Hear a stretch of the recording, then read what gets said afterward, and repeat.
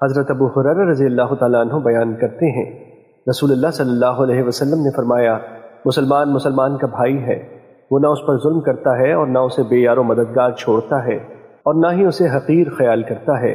تقوی یہاں ہے۔ اور آپ نے اپنے سینے کی طرف 3 مرتبہ اشارہ کیا۔ کسی آدمی کے برا ہونے کے لیے یہی کافی ہے کہ وہ اپنے مسلمان بھائی کو حقیر خیال کرے۔ ہر مسلمان کا خون، اس کا مال اور اس کی عزت دوسرے مسلمان پر حرام ہے۔ مشکوٰۃ المصابیح حدیث نمبر 4959۔ حضرت عیاض بن حمار رضی اللہ تعالیٰ عنہ بیان کرتے ہیں، رسول اللہ صلی اللہ علیہ وسلم نے فرمایا، اہل جنت 3 قسم کے ہیں: منصف، خیرات کرنے والا اور نیکی کرنے کی توفیق سے نوازا گیا بادشاہ۔ دوسرا، ہر رشتہ دار سے، خصوصاً ہر مسلمان سے عموماً مہربانی اور نرم دلی کے جذبات رکھنے والا شخص۔ اور تیسرا، عیالدار جو کہ حرام چیزوں اور سوال کرنے سے اجتناب کرتا ہے۔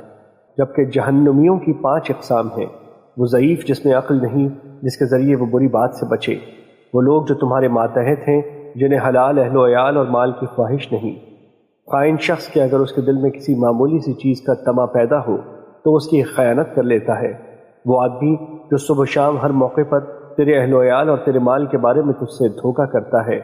اور آپ نے بخیل یا جھوٹے کا ذکر کیا، اور بد اخلاق جو فحش کو ہو۔ مشکوٰۃ المصابیح حدیث نمبر 4960۔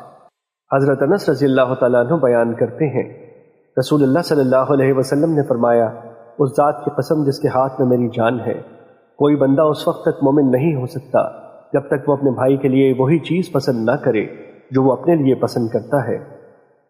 مشکوٰۃ المصابیح حدیث نمبر 4961۔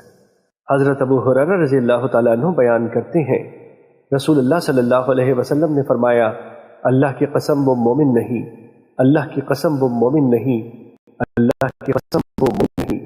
عرض کیا گیا، اللہ کے رسول کون مومن نہیں؟ آپ نے فرمایا، جس کی شرارتوں سے اس کا پڑوسی محفوظ نہیں۔ مشکوٰۃ المصابیح حدیث نمبر 4962۔